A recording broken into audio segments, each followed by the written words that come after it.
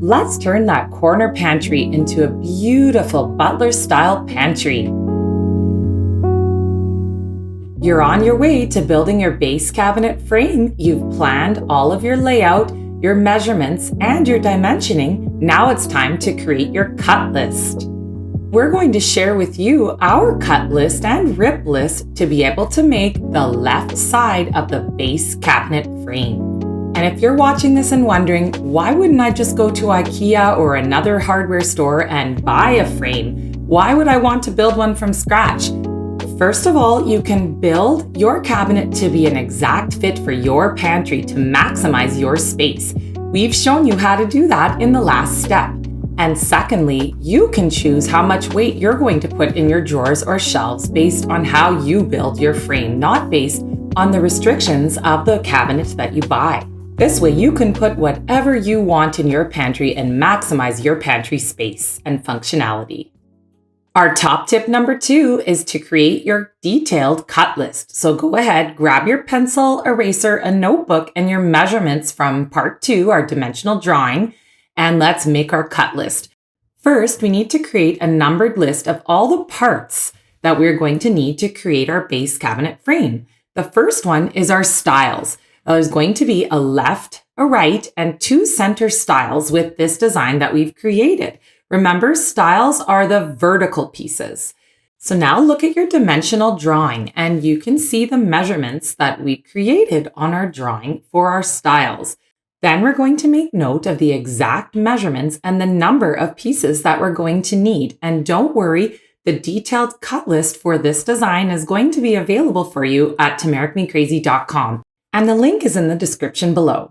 So here on the cut list, you can see I've recorded how many of each piece, the measurements needed, are there any secondary cuts needed, and the name of the piece. Next, we're going to look at the rails and the kick plates. And here from our dimensional drawing, you can see exactly how many top and bottom rails that we have, the amount of back cross rails, and of course, the front kick plate, which is also called the front cross rail.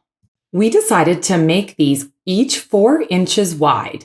You can also make them a little smaller, like 3 inches wide if you need to fit all the cuts on one piece of plywood. So then the same thing, just record your sizes and amounts on the rails and kick plate. And now look at your base supports and the back. And here you can see we have 2 base supports. We recommend making at least 2. You'll need a back only where you're having shelves, not where you're having drawers. And then you can see the measurements that we've created as well. So then we'll record that again on our cut list, and here we have our finished cut list. And don't worry, I have a printable PDF available at tomaricmecrazy.com. Just head on over and you can print it off and write in all of your own measurements. So the next thing we need to do is decide how we're going to cut the wood to make it as efficient as possible with as little waste as possible. This will also help you plan how much wood that you need to order. So our top tip number 3 is to plan the order of cuts on the plywood sheet. You can do this on a piece of paper or directly on your plywood sheet, whatever you prefer. Doing all of this planning is really important as it will prevent a lot of mistakes from happening and it will reduce the amount of waste, so therefore save you a lot of money. So as you can see here, we created 2 pieces with our first rip. And from that first piece, we were able to fit all of our stiles and 2 of our rails. Then with the top piece B, we were able to split that into 2 pieces and then rip those rails out of those. So you're basically going to plan to get as many pieces as you can from 1 sheet of plywood. Depending on your specific measurements, we needed about 1 sheet of plywood, which was 4 feet by 8 feet per base cabinet frame. Our top tip number 4 is to label each piece on your drawing and immediately after it's cut. This makes assembly an absolute breeze. Our top tip number 5 is to create a rip list. A rip list is simply where you record the cuts in the order that you'll perform them on the plywood sheet.